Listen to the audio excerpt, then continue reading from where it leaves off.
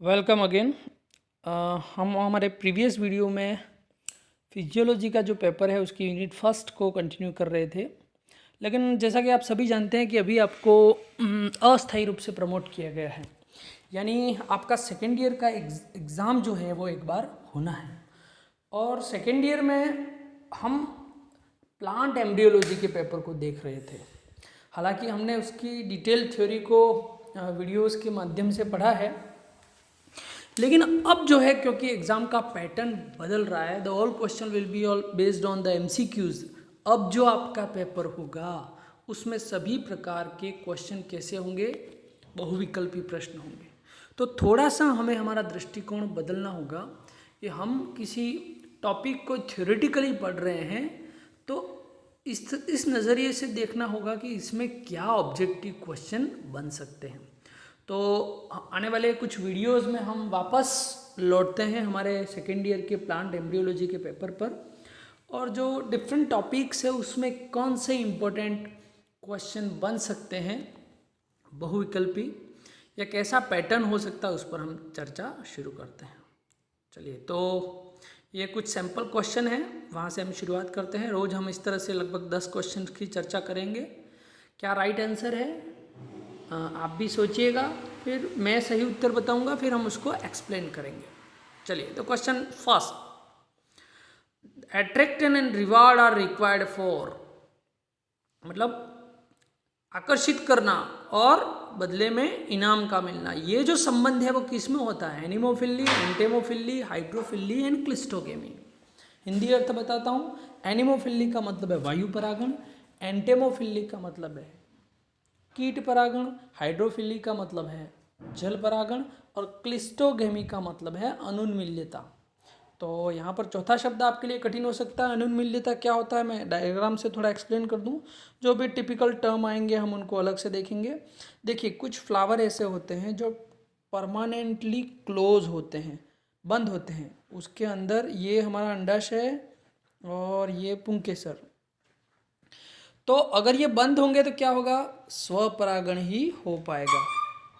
पुंकेसर के परागकण अपने ही पुष्प के वर्तिकाग्र तक पहुंचेंगे। ये कभी खुले नहीं होते। इसको कहते हैं, इस कंडीशन को कहते हैं, that is called as cleistogamy, अनुन्मील्यता। तो आकर्षण करना और बदले में कुछ इनाम मिलना, ये जो संबंध है वो किस में होगा? तो आप गैस कर सकते हैं। This kind of relation exists in entomophily. Entomophily क्या होती है? कीट परागण, यानी पुष्पों को आकर्षित करना पड़ता है कीटों को। अब ये आकर्षण किसी भी माध्यम से पैदा किया जा सकता है, गंध के द्वारा, रंग के द्वारा, या किसी स्वादिष्ट पदार्थ के द्वारा। बदले में रिवार्ड मिलता है क्या? कीट को तो भोजन मिल जाता है और पुष्प का परागण हो जाता है। So this is a kind of relation like attraction and reward in entomophily. Okay, the question second, seed formation without fertilization, उसको क्या कहते हैं? बिना निषेचन के बीज का बनना, उसको क्या कहेंगे? ए बडिंग, मुकुलन, बी सोमेटिक हाइब्रिडाइजेशन, कायिक संकरण, सी एपोमिक्सिस, असंगजनन, डी स्पोरुलेशन, बीजाणुद्भवन। तो राइट आंसर है सी एपोमिक्सिस, असंगजनन। देखिए, लैंगिक जनन की दो महत्वपूर्ण रिक्वायरमेंट होती है, एक तो अर्धसूत्री विभाजन और दूसरा है निषेचन। अगर इन दोनों को स्किप करते हुए, इन दोनों को छोड़ते हुए भी बीज का निर्माण हो जाए तो उसको कहते हैं असंगजनन। और वो किस में होता है? आप बहुत सारे ऐसे एग्जाम्पल हैं जिसमें एपोमिक्सिस होता है। आगे चलिए ये चैप्टर ही पढ़ेंगे, आगे देखेंगे। अभी इतना याद रखना है कि बिना निषेचन के बीज के निर्माण की प्रक्रिया को असंगजनन कहते हैं। ठीक है, कायिक संकरण अलग चीज़ है, बडिंग, मुकुलन ये भी आप पढ़ते हैं, बीजाणुद्भवन ये सब अलग चीज़ें हैं। चलिए, a dioecious flower plant prevent both. इस प्रश्न को समझ, पहले डायोसियस क्या होता है। देखिए, पौधे दो प्रकार के होते हैं, एक लिंगाश्रयी मोनोशियस, द्विलिंगाश्रयी डायोशियस। तो डायोशियस का मतलब है द्विलिंगाश्रयी, मतलब इसका अर्थ यह है कि इसमें 2 प्लांट होंगे अलग अलग, इसमें जो फ्लावर लगते हैं उनका लिंग अलग होता है, ये एक लिंगी होते हैं, आइदर प्लस और माइनस। ये नर पुष्प भी हो सकते हैं, मादा पुष्प भी हो सकते हैं, ये भी नर पुष्प हो सकते हैं या मादा पुष्प भी हो सकते हैं। मीन्स पुष्प एक लिंगी होते हैं जो अलग अलग प्लांट पर लगते हैं, जबकि जो मोनोशियस होते हैं द्विलिंगाश्रयी, उसमें क्या होता है, एक ही प्लांट पर दोनों तरह के मेल और फीमेल फ्लावर लगते हैं। तो अगर कोई प्लांट डायोशियस है, इसका मतलब पुष्प एक लिंगी है, तो इसमें क्या नहीं होगा, क्या रुक जाएगा, autogamy and xenogamy, autogamy and geitonogamy, geitonogamy and xenogamy, cleistogamy and xenogamy. तो पहले इन वर्ड को हमें समझना होगा, ये क्या चीज़ें हैं। देखिए मैं डायग्राम से इसको एक्सप्लेन करता हूँ। माना ये 2 प्लांट हैं और इस पर ये फ्लावर लगे हैं, तो 3 कंडीशन है परागण की, पॉलिनेशन की। एक ही पुष्प के भीतर परागण हो जाए तो उसको कहते हैं ऑटोगेमी, स्वयुग्मन। और एक पुष्प के परागकण उसी पादप के दूसरे पुष्प के वर्तिकाग्र तक पहुंच जाए, पौधा वही है लेकिन फ्लावर अलग है, उसको कहते हैं जिट्नोगेमी। ये इसका हिंदी अर्थ होता है सजात पुष्पी परागण, उसी पौधे के दूसरे पुष्प पर। ये दोनों कंडीशन सामूहिक रूप से कहलाती हैं सेल्फ पोलिनेशन, स्वपरागण। अब एक दूसरी कंडीशन आती है पर परागण, जीनोगेमी। एक पौधे के पुष्प के परागकण उसी जाति के दूसरे पौधे के किसी पुष्प पर पहुंचते हैं, उसको कहते हैं पर परागण। इंग्लिश में इसको कहते हैं जीनोगेमी। सो अगर प्लांट डायोशियस कंडीशन होगी तो क्या होगा, एक प्लांट पर जो भी मेल फीमेल फ्लावर है और एक दूसरे प्लांट पर फ्लावर होगा मेल फीमेल, इन दोनों के बीच में पॉलिनेशन होगा। तो इसका मतलब ऑटोगेमी तो हो ही नहीं सकती, एक पुष्प के अंदर तो ये संभव ही नहीं है, क्योंकि ये एक लिंगी है, या तो नर पुष्प है मादा पुष्प है।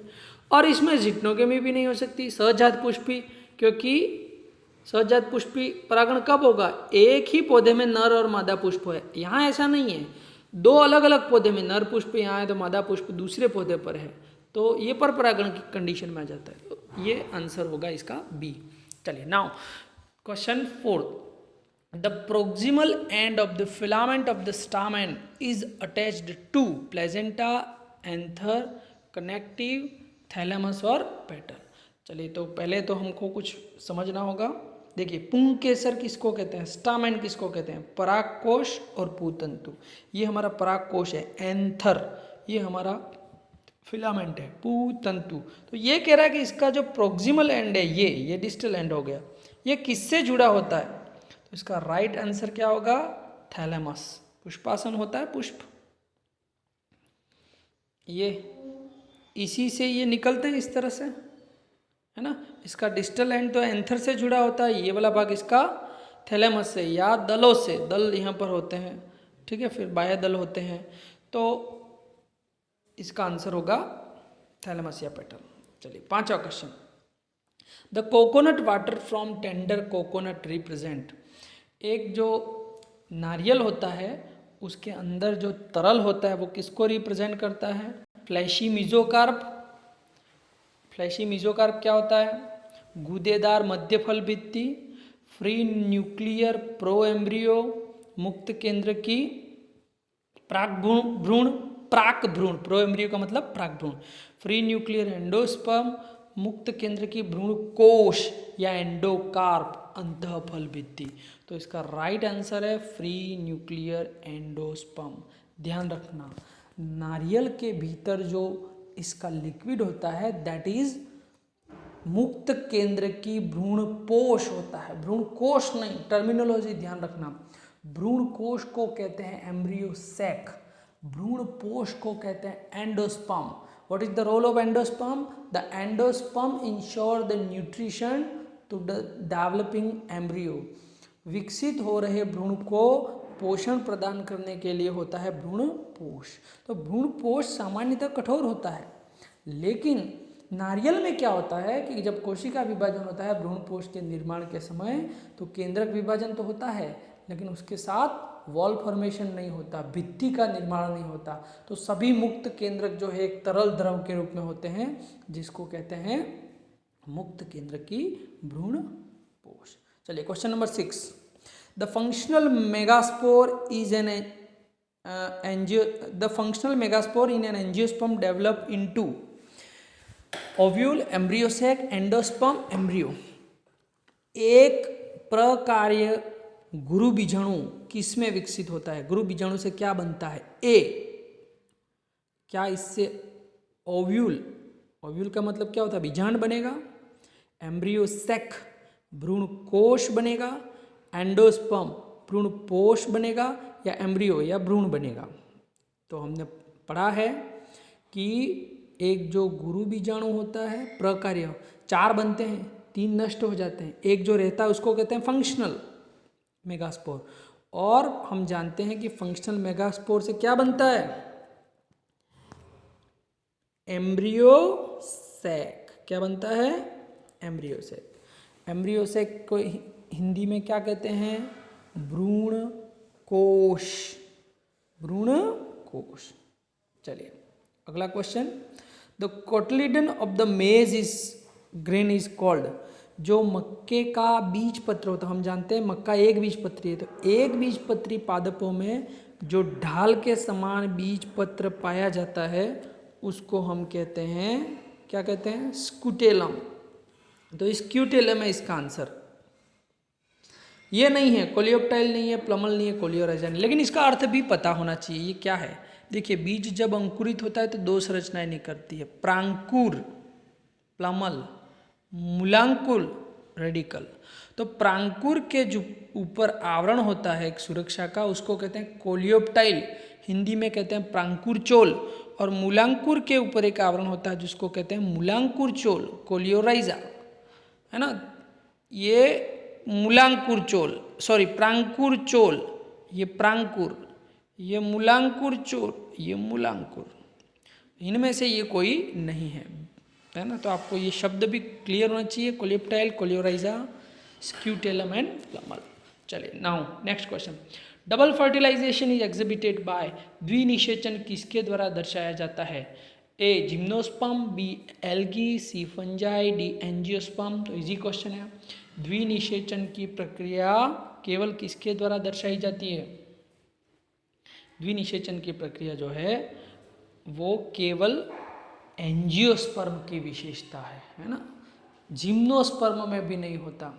हमने ये डिस्कस भी किया था कि जिम्नोस्पर्म में भ्रूणपोष जो होता है वो त्रिगुणित नहीं होता, उसका निर्माण निषेचन से पहले होता है, जबकि एंजियोस्पर्म में भ्रूणपोष का निर्माण निषेचन के पश्चात होता है और यह एक त्रिगुणित उत्तक होता है। इसकी प्लॉइडी या ये गुणिता होती है, उस पर भी क्वेश्चन बनते हैं। कभी कभी किसी प्लांट में नंबर ऑफ क्रोमोसोम दे देता है, फिर पूछता है बताइए आप इसके बाह्य दल में, इसके भ्रूण में, भ्रूणकोश में, भ्रूणपोष में कितने क्रोमोसोम होंगे या उसकी गुणिता क्या होगी। तो हमको ध्यान रखना है endosperm is the only triploid tissue in the plant. एकमात्र त्रिगुणित उत्तक है पादप में। कौन सा? भ्रूणपोष। द्विगुणित उत्तक कौन सा है? भ्रूण हो गया, है ना। तो ये हमको ध्यान रखना है। और एक गुणित वो कौन से हैं? जो हमारे युग्मक बनते हैं, नर युग्मक और मादा युग्मक, उनकी गुणिता कैसी होती है? डिप्लॉइड नहीं होते, मोनोप्लॉइड होते हैं ना। वो उनकी एक गुणिता होती है। तो अगुणित जिसको कहते हैं आप, हैप्लॉइड। नर युग्मक और मादा युग्मक हैप्लॉइड होते हैं, भ्रूण हमारा डिप्लॉइड होता है और भ्रूण पोष हमारा ट्रिप्लॉइड होता है। चलिए 8वें क्वेश्चन की मैं बाद में चर्चा करूंगा, अभी मैं आ जाता हूँ 9th question. Which one of the following statement is not true. निम्न में से कौन सा सही नहीं है? Number 1, exine of pollen grain is made up of sporopollenin. किसी परागकण की बाह्य सतह स्पोरोपोलेनिन से बनी होती है, बिल्कुल सही। Pollen grain of many species cause severe allergy. कई पादपों के परागकण एलर्जी करते हैं, हाँ बिल्कुल करते हैं। stored pollen in liquid nitrogen can be used in the crop breeding program, है ना। तो ये भी सही है। tapetum help in the dehiscence of the anther। अब ये खास बात ध्यान देना, tapetum helps in the dehiscence of the anther। किसी पराग कोश के स्फुटन में टेपिटम सहायता करता है? नहीं। हमने पढ़ा है एंडोथीसियम नाम की एक लेयर होती है जो क्या करती है, पराग कोश के स्फुटन में सहायक होती है। तो टेपिटम का कार्य क्या होता है, विकसित हो रहे पराग कणों को क्या देना, न्यूट्रिशन देना। So the relation of tapetum is with the nutrition of the pollen grain. तो हमारा इसमें सही स्टेटमेंट कौन सा नहीं है, the right answer is D. देखिए बच्चों ध्यान देना, कंपटीशन एग्जाम के लिए भी ये टिप्स खास है। कई बार हम क्वेश्चन को पढ़ते ही तुरंत उसका आंसर दे देते हैं, लेकिन प्रश्न क्या है इस पे ध्यान देना। क्या पूछा है, निम्न में से कौन सा स्टेटमेंट सही है या नहीं है, उस शब्द पर गौर नहीं किया तो आपका आंसर ही गलत हो जाएगा। हम जल्दबाजी कर देते हैं, नॉट ट्रू और ट्रू, इस पर ध्यान देना है। इसमें पूछा है कौन सा सही नहीं है ना।